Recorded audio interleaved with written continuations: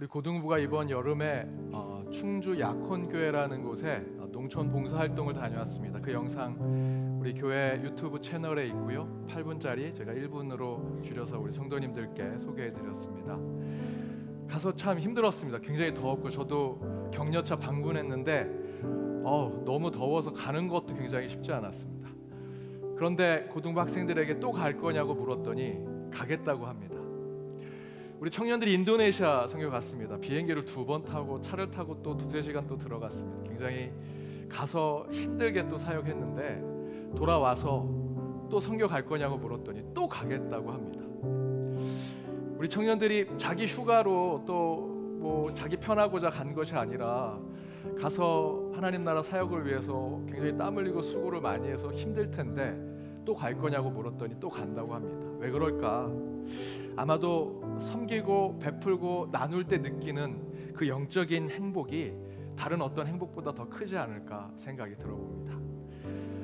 우리 주일학교 또 청년부 계속해서 섬기고 나누는 사역하고자 합니다. 여러분 함께 기도해 주시고 또 함께 동참해 주시기를 부탁드립니다. 특별히 오늘 예배드리는 여러분이 그 작은 섬김과 나눔의 모습이 결단되는 예배가 되길 원합니다. 그런 마음으로 저희도 하나 준비했습니다.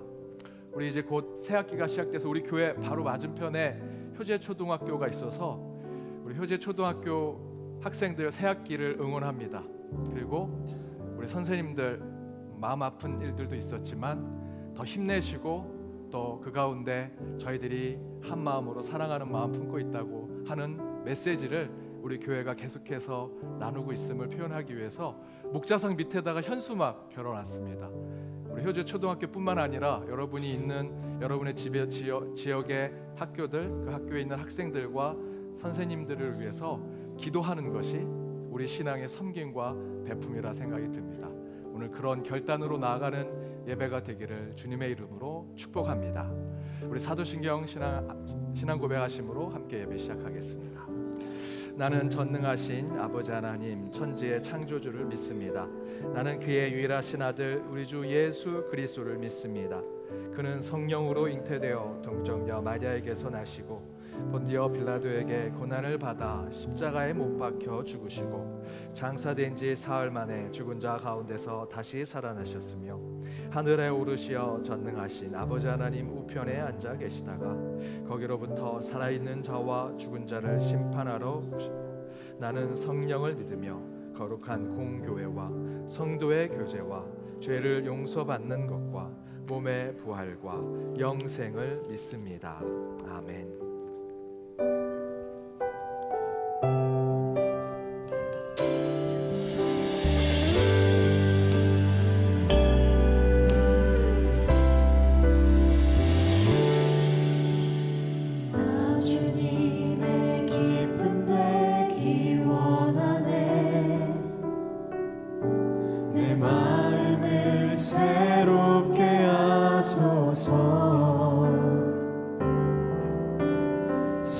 새부대가 되게 하여 주사 주님의 빛 비추게 하소서. 내가 원하는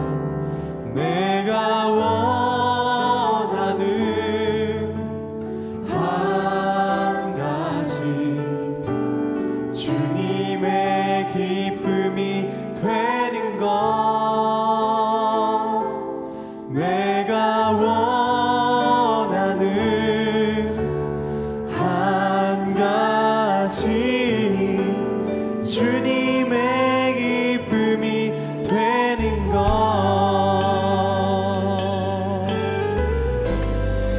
겸손히 내 마음 드립니다. 겸손히 내 마음 드립니다. 나의 모든 것 받으소서. 나의 맘 기쁘게 하여 주사 주의 길로 행하게 하소서. 내가 원하는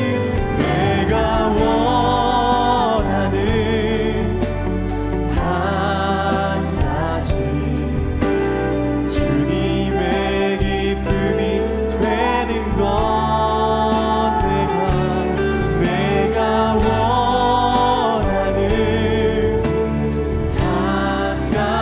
가지 주님의 기쁨이 우리 목소리 높여서 고백합니다. 내가 원하는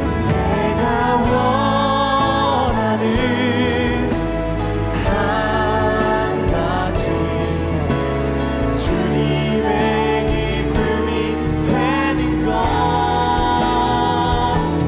내가 원하는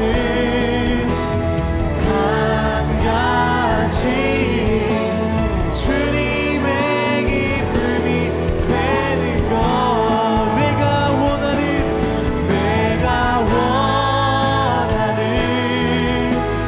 한 가지 주님의 기쁨이 되는 것 내가 원하는 한 가지 주님의 기쁨이 되길 소망합니다. 우리 한 번 더 고백합니다. 주님께 내가 원하는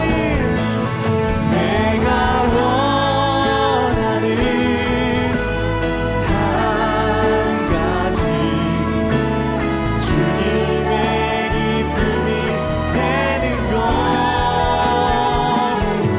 내가 원하는 한 가지 주님의 기쁨이 되는 것 오늘도 삼위의 하나님께서 우리 마음을 새롭게 하시고 빛으로 비춰주신 줄로 믿습니다. 이 시간 믿음으로 찬양하며 기쁜 마음으로 나아가도록 하겠습니다.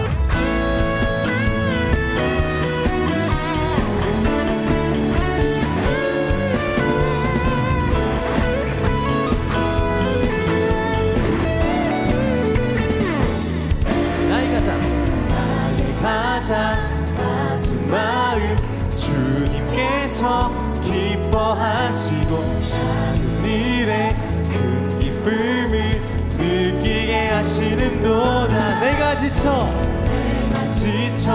무력할 때 주님 내게 힘이 되시고 아름다운 하늘나라 내 맘에 주시는도다. 우리에게 축복하신 하나님 사랑 낮은 자를 높여주시고 아름다운 하늘나라 허락하시고 내 모든 것 예비하시네. 찬양함의 기쁨을 감사함에 평안을 간구함의 하나님 알도록 하셨네. 우리 처음부터 고백합니다. 나의 가장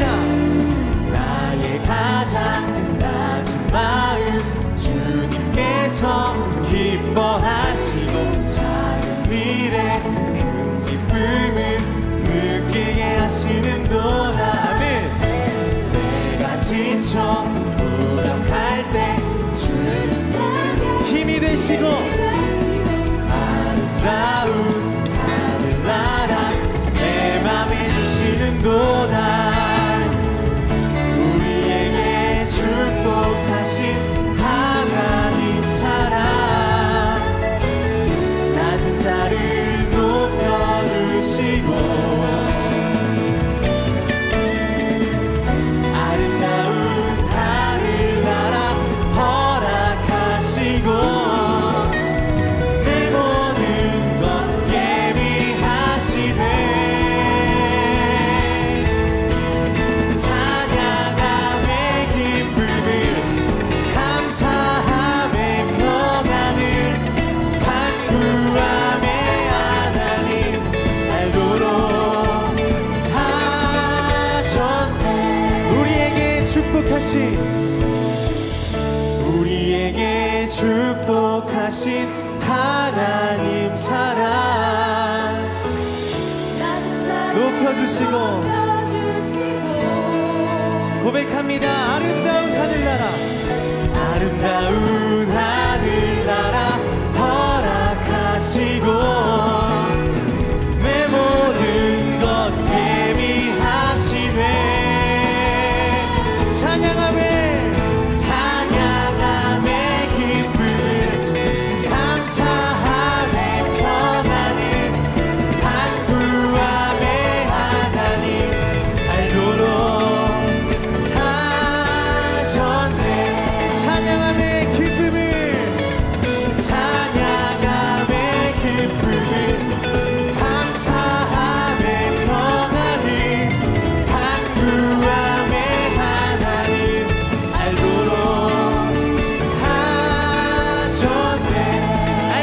하셨네. 알도록 하셨네. 오늘도 함께 하시는 주님께 감사와 찬양의 큰 박수 올려드립시다. 할렐루야.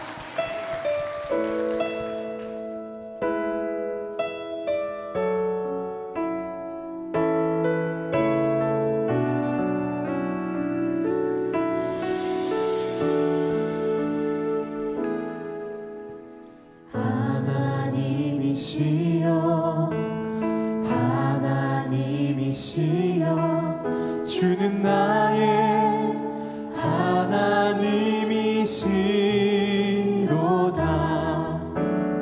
나의 몸과 마음 주를 갈망하여 이제 내가 주께 고백하는 말.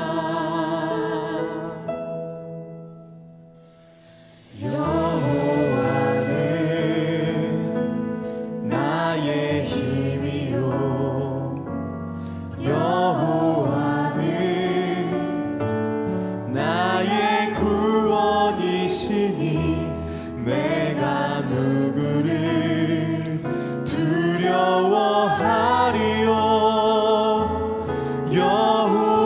여호와는 생명의 피난처시니 주의 인자가 생명보다 나음으로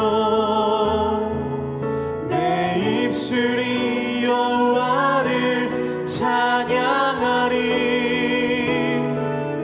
내 평생에 주를 찬양하며 주의 이름으로 내 손 들리라.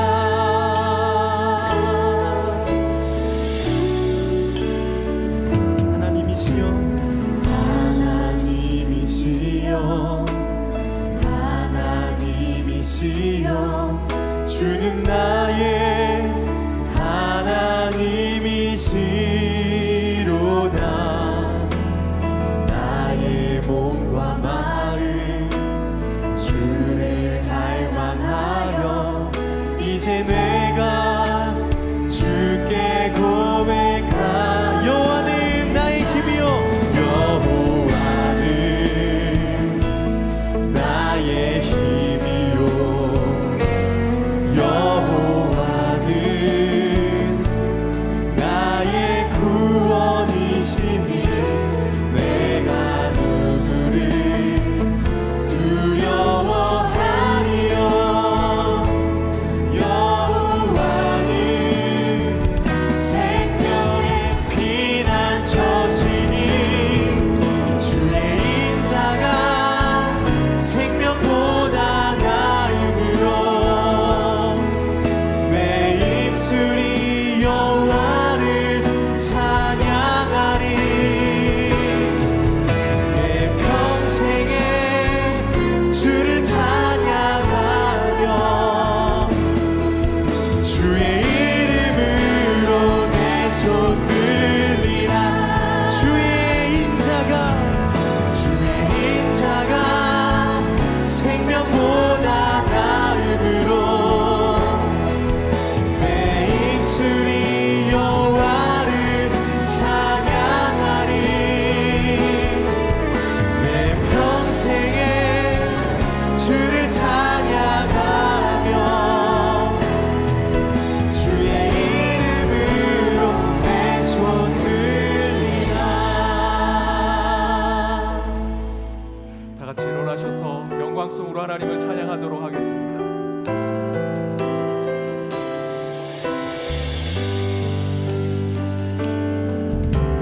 주님 그 영광 받으소서. 홀로 찬양 받으소서. 모든 이름 위에 뛰어난 그 이름 온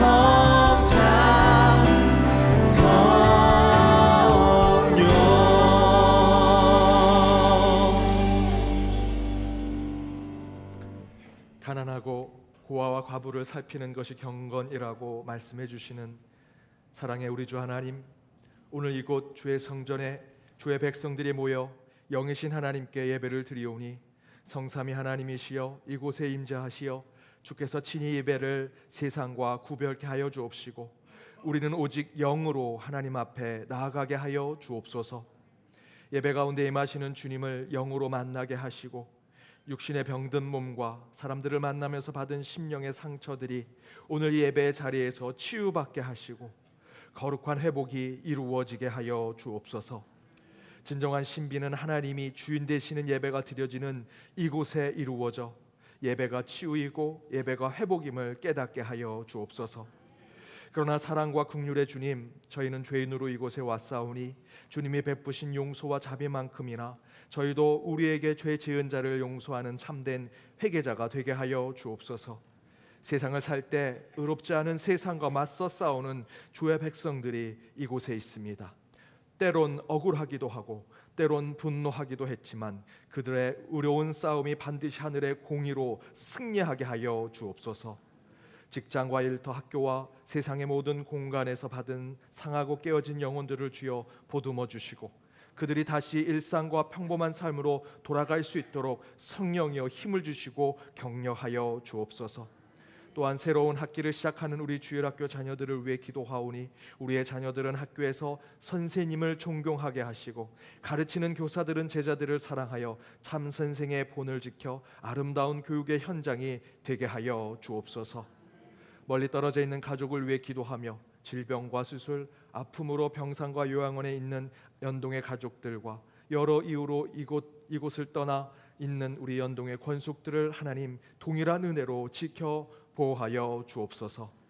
나라와 민족, 위정자들과 가난한 백성들, 전쟁과 폭력으로 상처받은 모든 인류를 위해 기도합니다. 또한 북녘 땅의 동포들과 먼 선교지 선교사님들을 위해 기도하오니 하나된 한민족의 나라를 꿈꾸게 하여 주옵시고 선교사님들의 그 사역 위에는 안전과 건강을 지켜 보호하여 주옵소서. 이 예배 가운데 찬양으로 나아가는 트리니티 찬양과 개일 찬양대 속에 천상의 노래로 영광을 돌리게 하여 주옵시고 기쁨과 감사, 즐겨드리는 마음과 믿음으로 주님 앞에 드리는 주정봉헌과 11조 다양한 목적 봉헌과 감사 봉헌을 주여 친히 받아주셔서 하늘의 창고에 기쁨과 감사가 매 순간 채워지게 하여 주옵소서. 이제 이 시간 각자의 허물과 잘못을 주님 앞에 기도하는 시간 갖도록 하겠습니다. 한 주 지었던 우리의 죄와 잘못 주님 앞에 고백하고 회개하도록 하겠습니다. 함께 기도하겠습니다.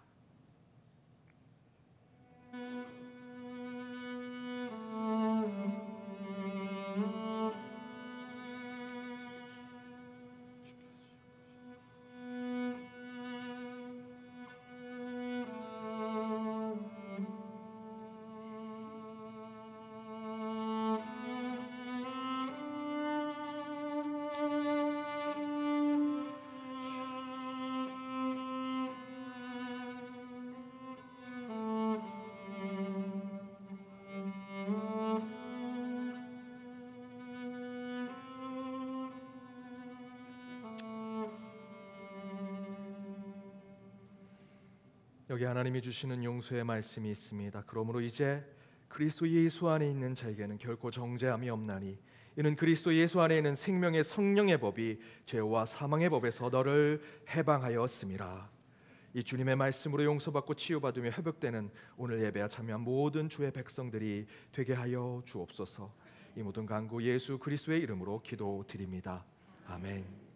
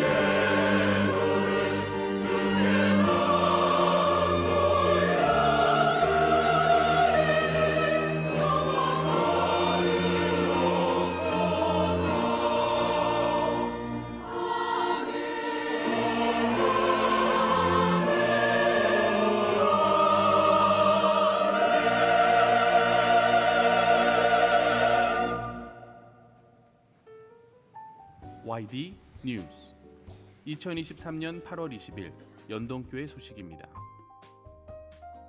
오늘 오후 예배는 데바레카 성경 통독 헌신 예배로 드리며 설교는 류용현 선교사께서 합니다.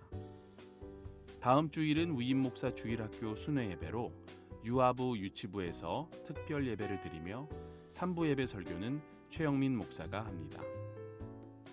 다음 주일 오후 예배는 가정 예배로 드립니다. 다음 주일 오후 1시 30분 위즈덤 하우스에서 당회로 모입니다. 은퇴 권사회가 이번 주 목요일 오전 11시 베들레헴 예배실에서 원래회로 모입니다. 이번 주 금요일 오전 10시 30분에 교구 전체 모임이 본당에서 진행됩니다. 중국어 예배팀 여름 수련회가 이번 주 토요일과 주일 강화 수양관에서 있습니다. 2023년 9월 예배위원 봉사자 준비 모임이 다음 주일 3부 예배 후 드보라의 방에서 있습니다. 주일학교 소식입니다. 어린이부에서 어와나 2기 입단 신청을 받습니다. 또 어린이부에서 주관하는 단청 그리기 체험이 다음 주일 가나의 집 열림홀에서 있습니다. 자세한 사항은 주보 10쪽을 참고해 주시고 문의는 윤종훈 집사께 해주시기 바랍니다. 제16기 EPS 청지기 재정교실이 열립니다. 하나님이 기뻐하시는 청지기 영성과 삶의 재정관리라는 제아로 진행되는 본 훈련은 8월 27일부터 10월 29일까지 10주간 매주 주일 오후 2시부터 드보라의 방에서 진행됩니다. 수강 인원은 선착순 12명, 훈련비는 10만 원이며 신청 및 문의는 김동열 집사께 해주시기 바랍니다. 문화선교부 주관 연동교회 홈 바리스타 아카데미 2기 수강생을 모집합니다. 9월 6일부터 10월 11일까지 매주 수요일 오후 2시 드보라의 방에서 5주간 진행되며 수강 인원은 선착순 15명입니다. 각 부서는 2024년 예산 신청서를 9월 3일 주일까지 사무처에 제출하시기 바랍니다. 연동복지재단 이사회 결의에 따라 충신다품 및 빨래방 사업은 6월 말일부로 종료됐습니다. 복지재단 관련 봉헌을 위해 신협 통장이 개설됐음을 알려드립니다. 연동신협 주관 130주년 기념 유럽 종교개혁 역사탐방이 2024년 4월 8일부터 20일 11박 13일간 진행됩니다. 자세한 사항은 주보 9쪽을 참고하시기 바랍니다. 신학대학원 입학을 위한 신학입학고시 청원과 기존 신학대학원을 위한 신학계속 청원이 있습니다. 해당되시는 분은 서류를 준비하여 다음 주일까지 사무처로 접수하시기 바랍니다. 효제초등학교 이면 도로공사로 주차하실 수 없습니다. 대호주차장 만차 시 종로 플레이스 주차장 지하 2, 3, 4층을 이용하시기 바랍니다. 주차 후 교회 경비실에 차량 번호를 말씀해 주시면 주차 앱에 입력해 드리며 일회성이므로 주차 시마다 알려주셔야 합니다. 오늘도 은혜로운 주일 되시기 바랍니다. YD 뉴스 마지막 광고 한 번 더 드립니다. 우리 앞에 있는 효제초등학교 앞에 이면도로에 주차를 할 수 있었는데 지금 공사로 저희가 주차를 할 수 없는 관계로 주차 공간이 협소하게 되었습니다. 그래서 종로 플레이스에 주차를 하실 수 있습니다. 우리 주차 안내 요원들의 그 안내를 잘 받으시고 또 가능한 우리 재직분들은 그곳에 먼저 주차해 주셔서 우리 3부 때나 새로 오신 분들이 주차를 잘 할 수 있도록 도움을 해주셨으면 감사하겠습니다. 우리 어린이 대회 제32회 전국 어린이 대회가 우리 광주 무등교에서 8월 17일 날 개최되었는데 우리 주일학교 12명의 어린이들이 서울시 강북협의회 대표로 참가했습니다. 이번에도 우리 어린이들이 성경고사 찬양 율동 부분에서 출전해서 전원이 수상하는 아주 좋은 결과를 얻었습니다. 수상 내역을 말씀드리면 우리 성경고사 1학년 금상 최윤우, 동상 박혜빈, 성경고사 2학년 동상 김하슬, 성경고사 3학년 동산 김이안, 4학년 동상 김구계현준, 5학년 은상 박찬빈, 6학년 은상 박소율, 찬양 율동 소년 모학년 6학년입니다. 금상 김하율, 남다의 이서윤, 정희은. 우리 여러분 앞에서 같이 시상하고 또 축하해 줘야 되는데 지금 같이 예배를 드리고 있어서 우리 박수로 우리 어린이들을 소개해 주셨으면 감사하겠습니다.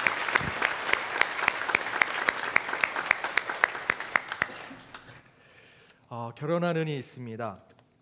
이원호 집사님, 박성희 집사님의 딸 이정진 양과 송슬기 군이 26일 토요일 오후 2시 웨딩 시그니처 4층 아누스 홀에서 결혼합니다. 우리 결혼하는 이들을 위해서 함께 축복해 주시고 기도해 주시기를 부탁드립니다. 또한 슬픈 당한 가정이 있습니다. 김창대 은퇴 집사님의 부인 되시고 김진호 성도님 모친 되시며 성진희 성도님의 시모 되시는 이춘자 성도님 별세하셔서 17일 연동 동산에 모셨습니다. 슬픔 당한 가정을 위해서 함께 기도해 주시고 위로해 주시기를 부탁드립니다. 오늘 우리 아기 첫 출석하는 아기 있습니다. 김이안, 우리 김철균 성도님, 김지연 성도님 우리 아들입니다. 5교구 싱싱 연동 9구역 박현숙 권사님 외손자입니다. 올라오시죠.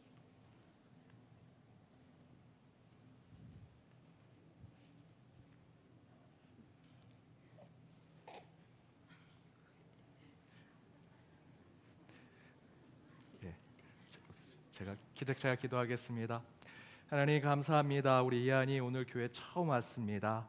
우리 이한이 주께서 복에 복을 주시고 지혜 주시고 건강하게 하여 주옵시며 무엇보다 우리 김철균, 김지연 성도님 우리 이한이 키울 때 부족함 없게 하시고 모든 것 허락하여 주옵시며 무엇보다 신앙과 믿음으로 키우게 하여 주옵소서. 저희들이 증인이 되어 이 가정이 더욱더 주님 은혜 가운데 살 수 있도록 중보자 될 수 있도록 돌보아 주옵소서. 모든 걸 이 가정 위에 허락하여 주실 것을 믿으며 이 모든 간구 예수 그리스도의 이름으로 기도드립니다. 아멘.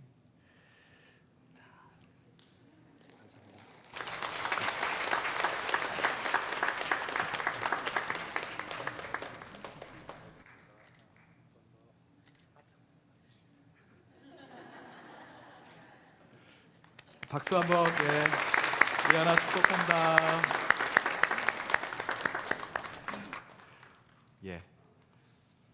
우리 이한이 오늘은 울지 않았습니다. 오늘 이렇게 이한이처럼 우리 교회 처음 오신 분 계시면 우리 처음으로 새 가족으로 오신 분 계시면 손들어 펴 주시기 바랍니다. 없으시면 오늘 방문하신 분 계십니다. 우리 연동교회에서 장로회 신학대학교의 석좌 교수로 계속해서 후원했는데 이번에 이제 은퇴하게 되셨습니다. 우리 박정관 교수님 오셨는데 잠깐 일어서시면 우리 박수로 환영하도록 하겠습니다. 교수님 수고하셨습니다.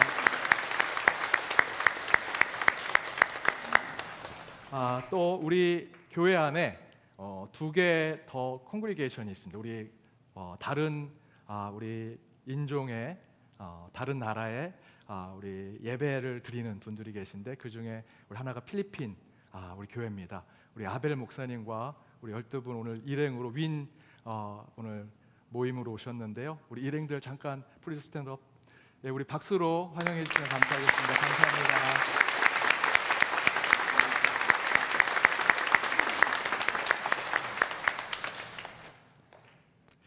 또한 저희 교회에서 계속해서 함께 협력 사역하고 있는 사할린의 유용현 선교사님 오늘 오후 때 말씀 전해주시는데요. 유용현 선교사님 오늘 또 이렇게 방문해 주셨습니다. 저 뒤에 계시는데 우리 박수로 수고하셨습니다. 감사합니다.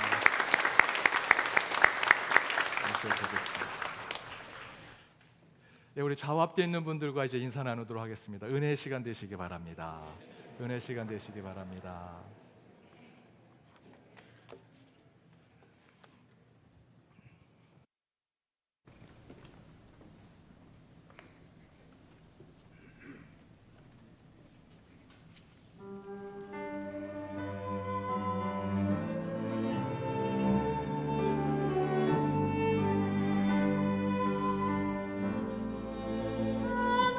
하나님 사랑해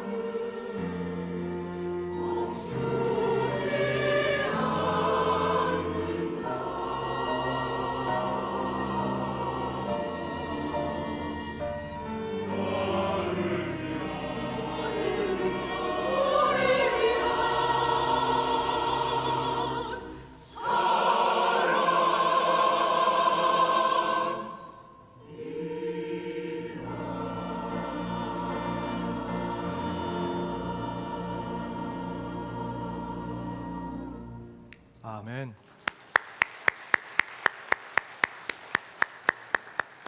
귀한 찬양 감사드립니다.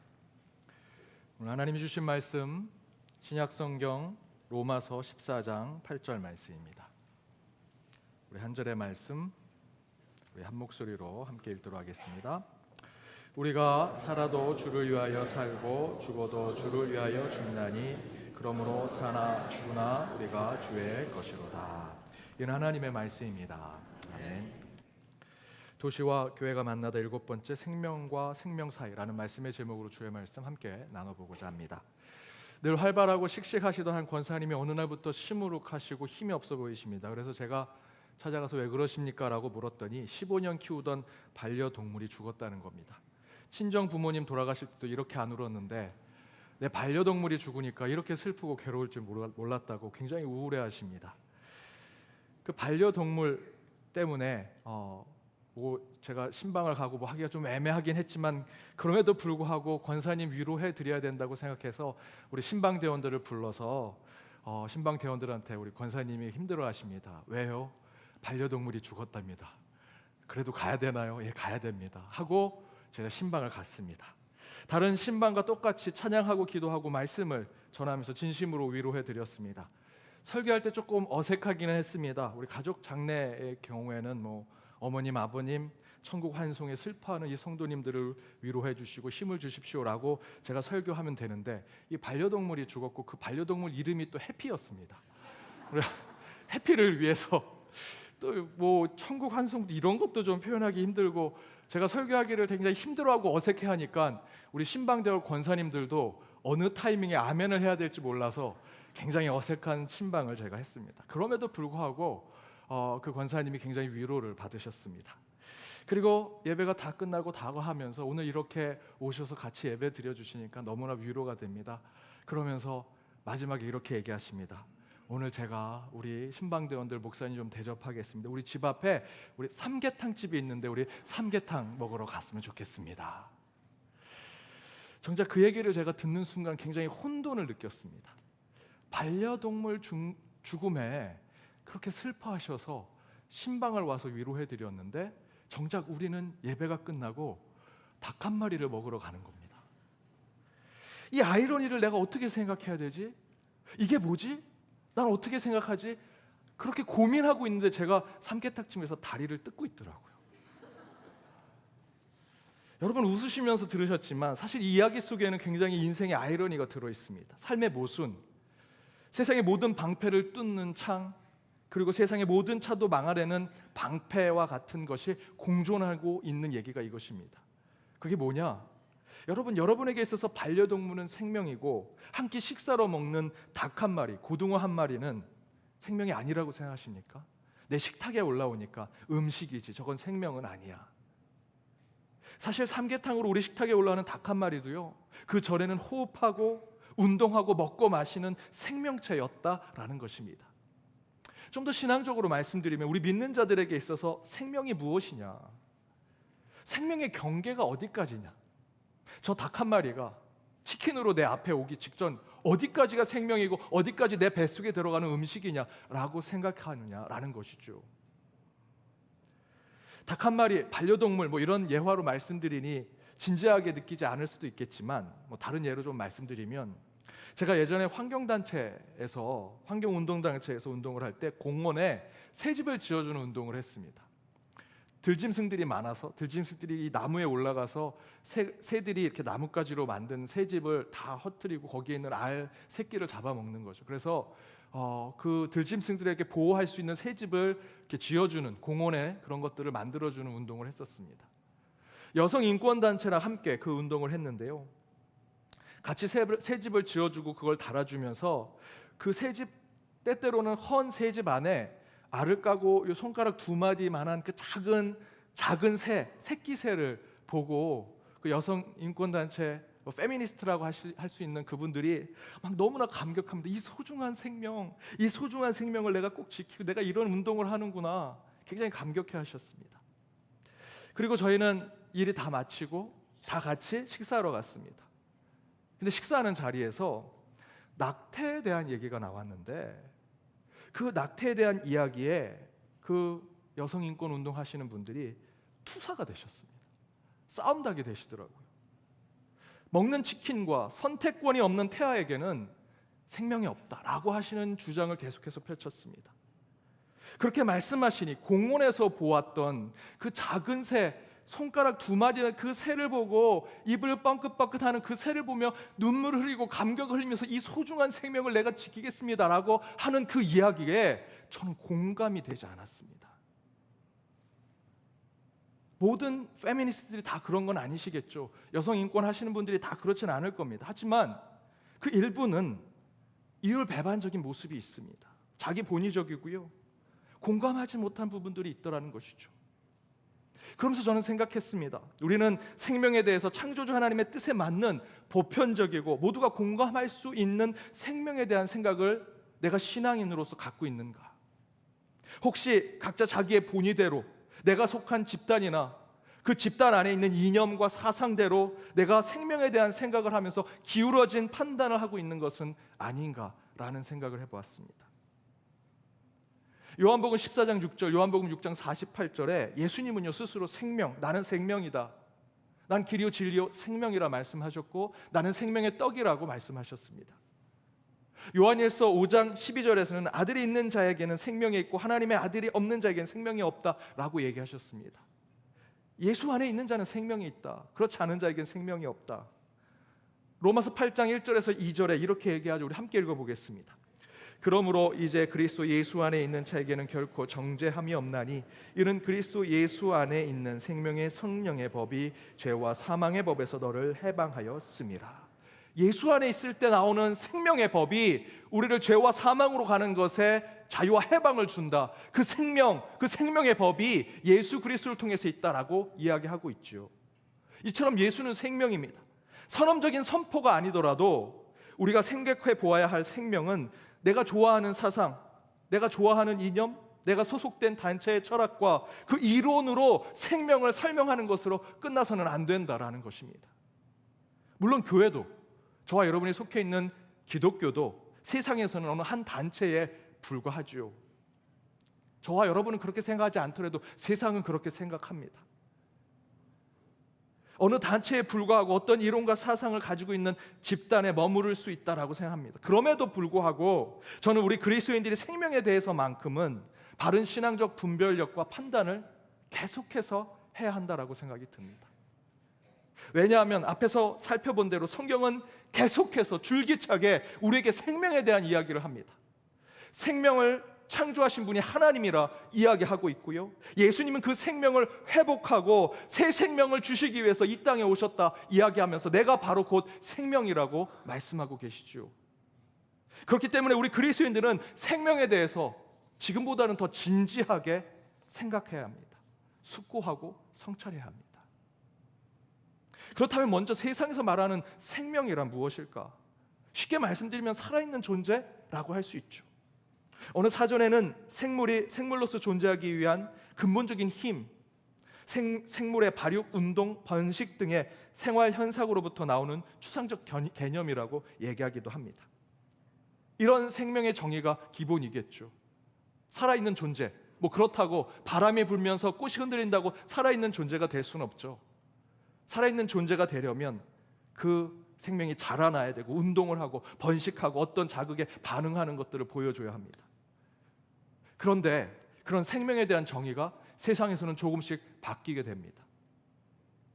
기계론적인 세계관을 가지고 있었던 뉴턴 시대에 그 뉴턴의 역학을 뒤집고 새로운 패러다임의 전환을 이룬 양자 역학이 나오게 됩니다.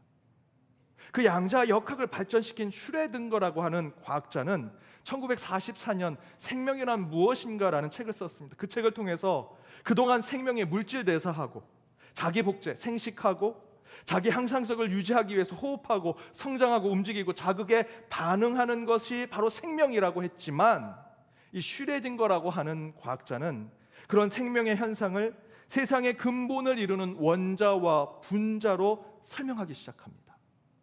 그런 설명을 통해서 생명도 물질에서 나왔다라고 이야기하죠. 그래서 생물학, 저와 여러분이 공부했던 생물학, 이렇게 살아있고 동물, 식물 그런 것 가운데 무엇인가 연구하려고 하는 곳에 생명이 있다, 생명을 설명할 수 있다라는 것에서 이제 물리학, 화학에서 생명에 대한 연구를 하기 시작합니다. 그런 과학의 발전이 왓슨과 크릭이라고 하는 과학자들을 통해서 1953년도에 모든 생명체 속에는 DNA라고 하는 분자 형태의 유전자가 들어있다. 그리고 그 유전자 DNA가 생명의 모든 정보를 가지고 있다라는 생명에 대한 새로운 개념을 발견합니다. 그 이후로부터 생명과학은 엄청난 발전을 이루게 됩니다. 1953년 유전자 DNA라는 것을 찾아냈고요. 한 20년, 10년, 20년 그것을 정립하는 시간 이후 70년, 80년대 이후부터 생명과학은요, 채 50년도 안 된 지금의 엄청난 첨단의 과학으로 발전했습니다. 호모 사피엔스의 미래라고 하는 책이 있습니다. 그 책에 호모 사피엔스라는 인류, 저와 여러분 같은 그 인류의 미래가 트랜스 휴먼이라고 하는 존재로 발전해 갈 것이라 예측하고 있습니다. 트랜스 휴먼 여러분 아십니까? 쉽게 말씀드리면 사이보그 인간 존재입니다. 인간과 기계가 결합된 신인류의 존재라고 할 수 있죠. 그런데 이렇게 얘기하니 여러분 생각할 때는 야, 그 트랜스휴먼, 뭐 사이보그 인간 나랑 상관없지, 공상과학 영화나 소설에 나오는 것이지 라고 생각하실지는 모르겠지만 이 자리에 앉아 계신 여러분 가운데 상당수가 트랜스휴먼이십니다. 여러분, 트랜스휴먼은 다른 것이 아닙니다. 우리 인간의 몸에 기계와 컴퓨터, AI 부속품을 달거나 삽입해서 우리 인간의 생체적인 기능을 향상시키고 살아갈 수 있도록 만들어내는 것이 트랜스휴먼입니다. 예를 든다면 여러분 인공 심장 박동기를 혹시 달고 계시면 그분은 트랜스휴먼이십니다. 혹시 이 척추가 안 좋아서 인공 디스크를 넣으셨다면 그분도 트랜스휴먼입니다. 인공뼈, 인공 관절, 인공 심장, 각종 내 몸속에서 내 삶을 더 유지하고 살아갈 수 있도록 만드는 보철물을 몸속에 삽입해서 살아가고 있는 모든 사람은 사실상 트랜스휴먼이라고 할 수 있습니다. 그것이 없으면 저와 여러분은 일찍 죽었을 겁니다. 그렇죠? 아니면 매우 심각한 고통 가운데 살아가는 존재가 됐을 것입니다. 그래서 지금 상당히 많은 사람들이 트랜스휴먼화 되고 하고 있습니다. 여러분은 원하지 않더라도요, 병원에 가서 이거 하셔야 됩니다, 이거 하셔야 됩니다. 나중에 가서는 여러분 다 트랜스휴먼처럼 되실 겁니다. 더 발전하면 의수, 의족, 생체 기계로 만들어서 뇌랑 연결해가지고 기계 손과 기계 다리인데 진짜처럼 사용할 수 있게 될 것입니다.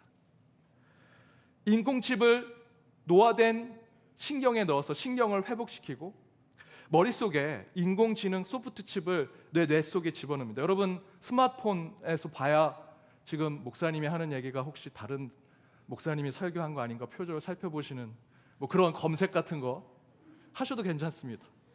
저는 뭐 표절하지 않으려고 합니다. 그런데 그렇게 하는 구글, 네이버 검색을 내 머릿속에 칩으로 넣습니다. 그러면 스마트폰 필요 없습니다. 머릿속에서 생각하면 머릿속에서 검색해서 나옵니다. 이젠 이런 것이 우리의 현실로 다가오기 시작합니다. 놀랍죠? 이런 세상에 여러분 그리 멀지 않았습니다. 순식간 우리 앞에 다가오게 될 것입니다. 그런데 여러분 한번 곰곰이 생각해 보시죠. 깊이 한번 생각해 보십시오. 그럼 우리는 어디까지 인간이라고 부를 수 있겠습니까? 뭐 의수, 의족 정도 하는 거, 인공 심장지까지 다는 거 정도 괜찮겠지. 인공 현관, 뇌 속에 치매를 방지하는 뭐 생체 뇌세포에 칩 하나 넣는 거, 하나하나씩 여러분 바꿔간다고 생각해 보시죠. 심장도 바꾸고 내 다리, 팔, 뇌에도 뇌세포를 대칭하는 칩을 넣고 내 눈도 내 피부도 하나하나씩 내 몸을 트랜스휴먼화 시키면 어디까지가 인간이고 어디까지가 기계라고 할 수 있겠습니까? 오늘 설교로 말씀드리면 어디까지가 생명이고 어디까지가 생명이 아닌 존재라고 말할 수 있겠습니까? 여러분 생명의 경계가 어디입니까? 이처럼 과학기술이 정말로 상상할 수 없을 정도로 발전하고 있습니다. 생명의 정의까지 뒤집어 엎을 정도로 이제 생명과학의 영역이 창조주 하나님의 영역까지 침범하여 과학이 하나님의 자리에 앉아 자신이 하나님인 양 떵떵거리는 그런 시대를 지금 저와 여러분이 살아가고 있습니다. 여러분 이렇게 과학 발전이 올라가면 우리의 몸이 노화되어서 망가지고 고장 날 때마다 생체기계로 교체하고 바꾸면 언젠가는 100살, 200살 영생을 살지 않을까요? 트랜스 휴먼은 최종적인 목적이 영생입니다. 우리 인간이 영원한 생명을 살아가는 것. 그런데 여러분, 지금의 이 첨단의 과학, 특별히 생명과학이 그렇게 우리를 영생으로 인도하는 것, 여러분 이것은 엄청난 착각입니다. 이렇게 생명과학이 발전하면서 우리 인간은 이렇게 나도 트랜스 휴먼이 되면 지금 이 아픈 심장을 갈아 끼고 고혈압으로 헐어버린 혈관을 인공혈관으로 바꾸고 눈도 피부도 끝내는 내가 치매가 될지 모르는 내 뇌세포도 칩으로 바꾸면 영생할 수 있을 것이다. 그런데 제가 이렇게 너무도 희망적인 과학 발전에 대한 이야기를 하면서도 여러분 이건 착각입니다 라고 말씀드리는 이유는 그런 생명과학의 발전과 함께 더불어 계속해서 우리 인간 사회에 늘어나고 있는 것은 안락사하고 싶은 사람들의 숫자입니다. 자살에 마음을 품고 있는 자살률이 점점점 늘어나고 있는 것. 생명과학이 그토록 발전해 가면 인간이 그리스 신화에 나오는 프로메테우스와 같은 창조주에 대항하고 우리 스스로 영생할 수 있는 것처럼 자신만만한 시대를 살게 되었음에도 불구하고 우리 인간은 실존의 고통 속에서 여전히 죽음을 생각하며 살아가는 존재라는 것이죠. 과학에서는 어떻게 하면 영생하는가, 내 몸을 좀 생체기계로 바꿔서 더 오래 사는가를 생각하는 것 같지만 저와 여러분이 현실의 삶에서는 내가 어떻게 죽을 것인가, how to die, 내 남편, 내 아내를 두고 내 가족들 앞에서 어떻게 하면 아름다운 죽음을 맞이할 수 있을까를 늘 생각한다는 것이죠.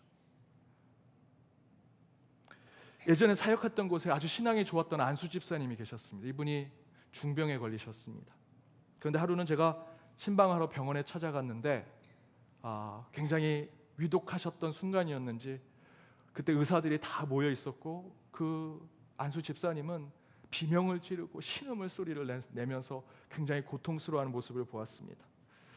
병실 바깥에서 한참 기다리다가 의사들이 다 나가고 병실 안에 들어가면서 준비한 말씀을 제가 선포하지 못했습니다. 그냥 위로해드리고 힘내시라는 말씀인데 방금 전에 그렇게 고통스러워하고 신음소리 내는 그 모습을 보는데 그 말씀을 전할 용기가 나지 않았습니다. 한참 그 병실 앞에 서서 안수 집사님 앞에서 한 1, 2분 동안 아무 말 없이 서로 쳐다보다가 안수 집사님이 그 터진 입술로 이렇게 얘기하십니다. 목사님, 제가 너무 아픕니다. 근데 이렇게 몇 달 더 살면 뭐하나 생각이 듭니다. 스위스에 안락사 할 수 있다는데 농담이지만 저 혼자 비행기 타고 갈 수 있으면 스위스 가고 싶습니다. 제가 그 얘기를 듣는데 충격을 받았습니다. 솔직히 말씀드리면 우리 연동교회 제가 부임하고 몇 분의 성도님이 제게 목사님, 교회에서는 안락사를 뭐라고 생각하십니까? 라고 묻는 분들이 계셨습니다. 제 가슴이 뜨끔했습니다. 그리고 그분을 더 살펴보려고 했습니다. 세상에서 가장 뛰어난 의료 혜택을 그 집사님은 받으셨습니다. 최첨단의 기술, 최첨단의 약으로 치료받고 계신데 제 아무리 그런 생명과학의 발전이 그 집사님의 질병을 조금은 치료하고 조금은 향상시킬지는 모르지만 모든 인간은 그 모든 인간 앞에 주어진 고통 속에 사는 것, 생명이 아니라 죽음을 생각하더라는 것이죠. 생명의 진보? 그런 것이 아니라 죽음과 흙으로 돌아가는 인간의 근원에 대해서 더 궁금해하더라는 것입니다. 이 시대 2023년 생명과학은 여러분이 상상하는 것 이상으로 발전하고 있고요. 곧 세상을 바꿀 것처럼 우리에게 달려들고 있지만 저와 여러분이 결코 잊지 말아야 할 것은 전 세계 사람들은 여전히 늘상 우리를 괴롭혀왔던 질병으로 죽어가고 있고요. 그 사람들 가운데 많은 사람들은 여전히 어떻게 하면 내 생명을 더 연장할 수 있을까에 대한 고민을 하는 것이 아니라 내가 내 가족 앞에서 어떻게 아름답게 죽어갈까라는 것을 고민하더라는 것입니다. 실제로 진짜 생명의 문제는 안락사, 낙태, 사형제도, 뇌사자의 문제, 자살의 문제, 우리 피부에 와닿는 생명에 대한 문제인데 최첨단에 앞서고 있는 생명과학은, 생명을 가장 잘 다루고 있다고 생각하는 생명과학은요, 그것에 관심이 없습니다. 그거는 종교의 영역이지, 윤리의 영역이지, 우리는 관심 없어 라고 이야기하면서 책임을 지지 않으려고 합니다. 책임과 윤리를 갖지 않은 생명과학에 여러분의 생명을 맡겨서는 안 됩니다. 하지만 우리 기독교는 생명에 대해서 늘 이야기해야 됩니다. 또한 그 생명의 주인은 오직 하나님임을 고백하고 신앙적으로 그것을 드러내는 신앙이 우리 가운데 먼저 되어야 하지요. 특별히 저는 오늘 말씀이 그 중심이 되기를 원합니다. 오늘 말씀을 다시 한번 읽어보기를 원합니다. 로마서 14장 8절입니다. 함께 읽겠습니다. 우리가 살아도 주를 위하여 살고 죽어도 주를 위하여 죽나니 그러므로 사나 죽으나 우리가 주의 것이로다. 여러분, 생명에 대한 이야기는 곧 죽음에 대한 이야기라고 성경은 이야기합니다. 로마서 6장 8절에서 만일 우리가 그리스도와 함께 죽으면 그와 함께 살게 될 것이라 얘기합니다. 생명을 얘기하는데 성경은요, 죽음에 대해서 먼저 얘기합니다. 또한 성경 곳곳에서 예수의 죽음이 우리에게 새 생명을 주었다 고백하죠. 진정한 생명은 예수에게 있고 오직 예수 가운데 생명의 길과 진리가 있다라는 것입니다. 그런데 그 예수 그리스도가 여러분 아시는 대로 우리의 생명을 구원하기 위해서, 우리에게 생명에 대한 바른 이해와 가르침을 주기 위해서 그는 십자가에 달려 죽었다라는 것을 여러분 기억하셔야 합니다. 2018년 호주 생태학자인 데비드 구달 박사가 104세에 스위스에서 조력에 의한 안락사를 했습니다. 사회적 큰 이슈가 됐죠. 여러분 아마 그때 신문으로, 언론으로 다 보셨을 것입니다. 제가 대학 때 구달 박사의 아티클을 보면서 공부를 했습니다. 정말 뛰어난 학자였습니다. 연구 자료가 굉장히 좋았습니다. 그런데 그렇던 그도 84세에 운전면허증을 잃게 됩니다. 눈이 안 보이게 되고 판단력이 떨어지게 됩니다. 그러면서 그가 이렇게 생각합니다. 내가 이렇게 왜 사는가? 이렇게 사는 게 의미가 있는가? 라는 고민에 빠졌고 그때부터 죽어야겠다고 결심했다고 합니다. 그 이후로 25년 동안 매일 죽어야지 하면서 살다가 호주에서는 안락사가 허락되지 않아서 스위스에 가서 안락사를 한 것입니다. 저는 그분이 안락사한 것에 대해서 절대 동의하지 않습니다. 저는 안락사를 동의하지 않습니다. 어떻게 생명을 아무리 우리가 판단한다고 할지라도 그럴 수 있는가? 할 수 없습니다. 대신 한 가지는 공감하게 되었습니다. 인간은 나이 들면 하나님의 창조된 섭리대로 늙어가는구나. 아주 뛰어난 학문을 가지고 있는 데비드 구달 박사도요, 84세가 되니까 눈이 보이지 못해서 운전을 못하게 됐습니다. 판단력이 떨어지고 세상 살아가는 것에 뒤처지는 사람이 되었습니다. 하나님의 창조 섭리가 그렇습니다. 더불어 아무리 똑똑하고 부자이고 남부럽지 않은 삶을 살아도 인간은요, 성경 말씀대로 평생 땅을 파는 수고와 해산하는 고통 가운데 늙어 죽어가는 존재라는 것을 알게 되었습니다. 여러분, 인간은 죽습니다. 성경에 나온 대로 우리 인간은 죄인이기 때문에 반드시 죽습니다. 무드셀라가 969세를 살았죠. 와, 천사를 살 수 있는데 우리가 지금 환경이 안 좋고 여러 가지가 문제가 있어서 천사를 못 사는구나. 아니요, 무드셀라가 969세를 사는 것을 우리에게 가르쳐 주신 이유는 인간은 천사를 살지 못한다라는 것을 깨닫게 하시는 겁니다. 데비드 구달 박사처럼 세상에서 유명하고 존경받는 사람도요, 104세, 눈이 안 보여서 84세부터 죽음을 생각하며 사는 사람이 되었습니다. 트랜스휴먼이 되어서 심장을 바꾸고 뇌세포를 바꾸어 살아도요, 인간은 언제나 반드시 죽게 될 것입니다. 생명은 우리가 죽을 수밖에 없는 존재라는 것을 깨닫는 데서부터 생명의 이해가 시작된다라는 것입니다. 따라서 기독교에서의 생명은 죽음에서 시작해야 합니다. 그 죽음 가운데 우리를 다시 생명으로 나아가게 하신 예수 그리스도를 통해서 저와 여러분이 깨달아야 하는 것은 생명의 경이로움, 생명을 주신 하나님에 대한 경외심, 그 가운데 저와 여러분이 가져야 될 신앙심은 어떠한 생명이라도 겸손해야 한다는 것입니다. 제가 임종을 앞둔 성도님이 계셨습니다. 그 성도님이 돌아가실 것 같아서 갔더니 그 다음날 돌아가시지 않았습니다. 그 다음날 또 연락이 왔습니다. 아버님이 지금 숨이 넘어가시려고 합니다. 또 찾아가서 임종 예배를 드렸습니다. 그런데 그 다음날 또 사셨습니다. 세 번째 가려고 했더니 아유 목사님, 그분 그냥 하다 살 것 같아요. 그래도 저는 마음을 갖고 또 갔습니다. 제가 그렇게 하는 이유는 여러분의 마지막 호흡이 될 때까지 저는 하나님, 이 집사님을, 이 권사님을, 이 장로님을 살려주십시오 라는 생명의 기도를 해야 하기 때문입니다. 저는 생명 앞에 겸손하게 서 있는 자가 되길 원합니다. 저뿐만 아니라 여러분도 그 생명의 경이로움, 생명을 주신 하나님 앞에 경외심을 갖고 어떠한 생명이라도 그 앞에 겸손한 마음을 품으시기 바랍니다. 사랑하는 여러분, 생명의 주인은 오직 하나님이십니다. 우리는 사나 죽으나 하나님의 것입니다. 세상 우리가 조금 발전하면 영원한 생명을 우리가 갖게 될 것이라고 유혹합니다. 그러나 무두셀라는 969세를 살고 죽었고요, 그 유명했던 데비드 구달도 84세의 죽음을 생각하며 마지막까지 살았습니다. 트랜스 휴먼이 되어도 저와 여러분은 끝내 죽게 될 것입니다.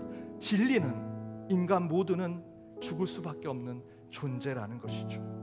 그것을 깨달을 때 비로소 우리는 우리를 위해 죽으셨으나 다시 사신 예수 그리스도를 만나게 될 것이고, 그 예수를 통해 진정한 생명이 무엇인지 깨닫게 되리라 믿습니다. 그 생명 앞에 겸손한 한 주의 삶을 사시는 저와 여러분이 되기를 주님의 이름으로 축복합니다. 우리 찬양으로 함께 결단하며 나아가겠습니다. 주가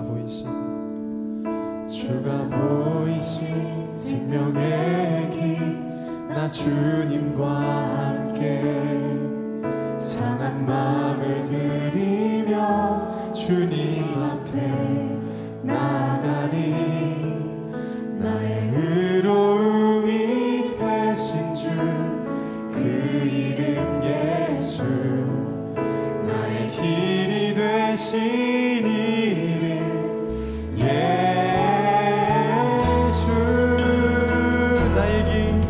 나의 길 오직 그가 하시나니, 나를 단련하신 후에 내가 정금같이 나오리. 나의 길 오직 그가, 나의 길 오직 그가 하시나니, 나를 단련하신 후에 내가 정금같이 우리 한 번 더 고백합니다. 나의 길 오직 그가 하시나니, 나의 길 오직 그가 하시나니, 나를 단련하신 후에 내가 정금같이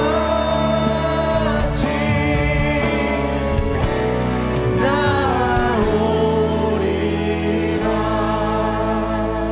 주가 보여주신 그 생명의 길, 이제 주님과 함께 그 길을 가겠습니다. 어떠한 생명이라도 그 가운데 겸손한 마음으로 나아가길 원합니다. 내 육신을 보고 내 삶을 보아 이제 죽음밖에 없다 생각하는 그곳에 생명으로 오신 주 예수 그리스도를 붙드는 저희들이 되게 하여 주옵소서. 우리 안에 악한 영이 어둡고 그늘진 것들을 생각하는 것 가운데 오직 사나 죽으나 다 주님의 것임을 고백하는 저희들 되게 하여 주옵소서. 이 시간 저희 안에 질병이 있는 자다 손을 얹고 기도할 때 주여 치유와 회복을 허락하여 주옵소서. 우리 가운데 문제가 있습니까? 우리 가운데 상한 심령이 있습니까? 주께서 저희 가운데 의로운 해를 비추셔서 그 가운데 자유와 해방을 주시고 그 심령 가운데 평안과 안락을 허락하여 주옵소서. 생명에 대한 마음 가운데 다시 한번 생명에 대한 경이로움, 그 생명을 창조하신 하나님을 찬양하고 경외하는 마음과 그 생명 앞에 겸손히 서는 저희들의 신앙을 결단하는 주의 백성들 되게 하여 주옵소서. 지금은 우리 주 예수 그리스도의 은혜와 하나님의 크신 사랑과 성령님의 감화감동 교통 치유 역사하심이 우리의 생명의 주인 되신 하나님을 찬양하며 주 예수로부터 덤으로 얻은 생명의 삶 가운데 참된 그리스도인의 길을 걸어 온 세상에 생명의 복음을 전하며 살기로 결단하며 나아가는 모든 연동의 권속들과 그들의 가정, 그들의 일터, 이 교회, 더불어 해외 곳곳에 있는 연동의 디아스포라와 이 나라 이 민족 위에 이제로부터 영까지 함께 없으기를 간절히 축원하옵나이다. 아멘.